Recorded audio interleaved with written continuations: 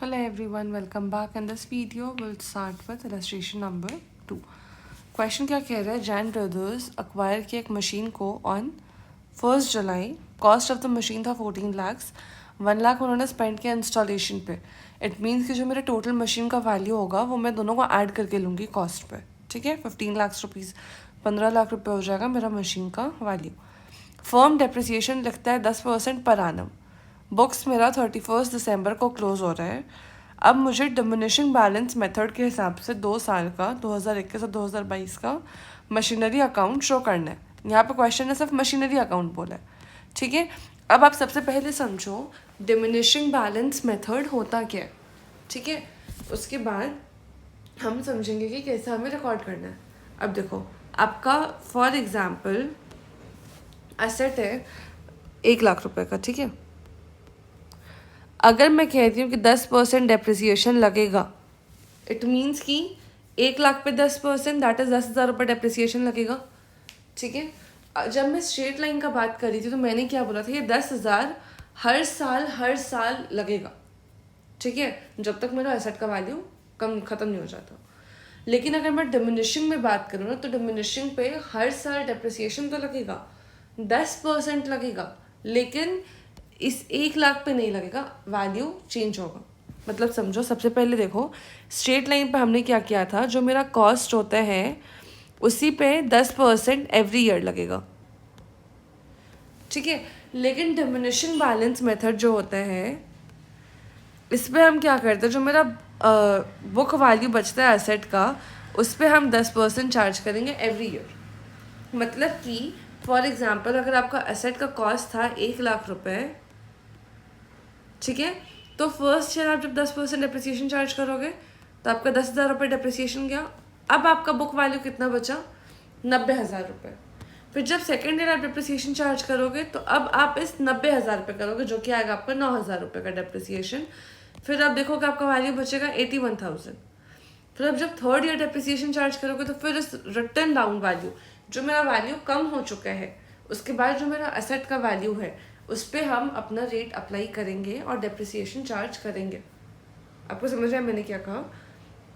मतलब कि basically diminishing balance method या रिड्यूसिंग वैल्यू मेथड जो है हमारा डेप्रिसिएशन का, उस पर हम लोग क्या करेंगे, जो हमारा एसेट का वैल्यू डेप्रिसिएशन चार्ज करने के बाद बच रहा है, मतलब वैल्यू को हर साल कम करते जा रहे, उस कम हुए हुए वैल्यू पे हम डेप्रिसिएशन फर्दर चार्ज कर रहे हैं. जैसे पहला साल हमारा वैल्यू कम हो गया 90,000.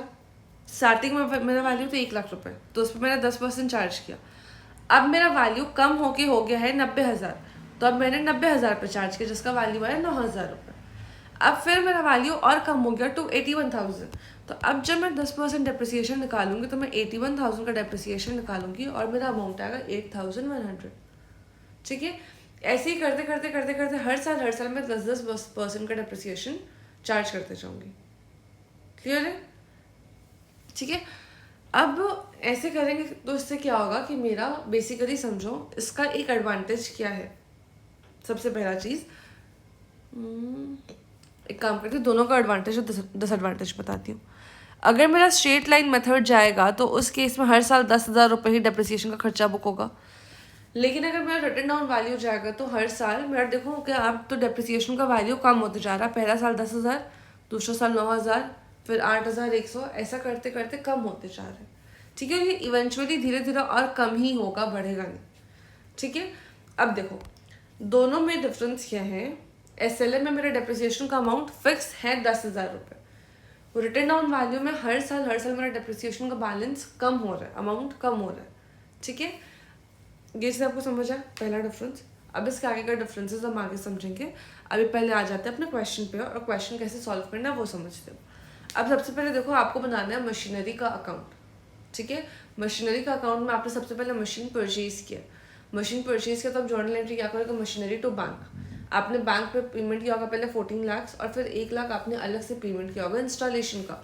आपकी एंट्री क्या होगी, मशीन टू बैंक. मैं मशीन का लेजर बना रही हूँ, ये मेरा डेबिट होगा, तो मैं एक डेबिट साइड दिखाऊंगी टू बैंक 14 लाख, और फिर से to bank 1 lakh rupees.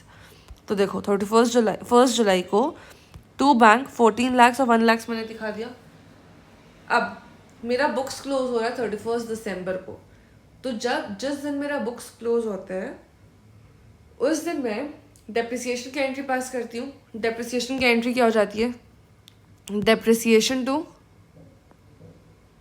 Machinery, ठीक है। इट मीन्स कि मैं मशीनरी की क्रेडिट साइड में एज ऑन 31 दिसंबर, जिस दिन मेरा बुक्स क्लोज हो रहा है उस दिन मैं दिखाऊंगी बाय डेप्रिसिएशन। अब अमाउंट मुझे दिखाना है, अमाउंट कितना होगा? अमाउंट मेरा डेप्रिसिएशन तो चार्ज होगा पूरा 15 लाख रुपए पे, लेकिन प्रपोर्शनेट होगा। क्यों? क्योंकि मेरा मशीन सिर्फ जुलाई से दिसंबर यूज हुआ है, तो 15 लाख का 10% होता है 1.5 लाख। 1.5 लाख मुझे 6 महीने के लिए निकालना है। 6 महीने कहाँ से आए? जुलाई, अगस्त, सितंबर, अक्टूबर, नवंबर, दिसंबर, ठीक है। तो मुझे 6 महीने के लिए निकालना है, जो कि आएगा आपका 75,000, ठीक है।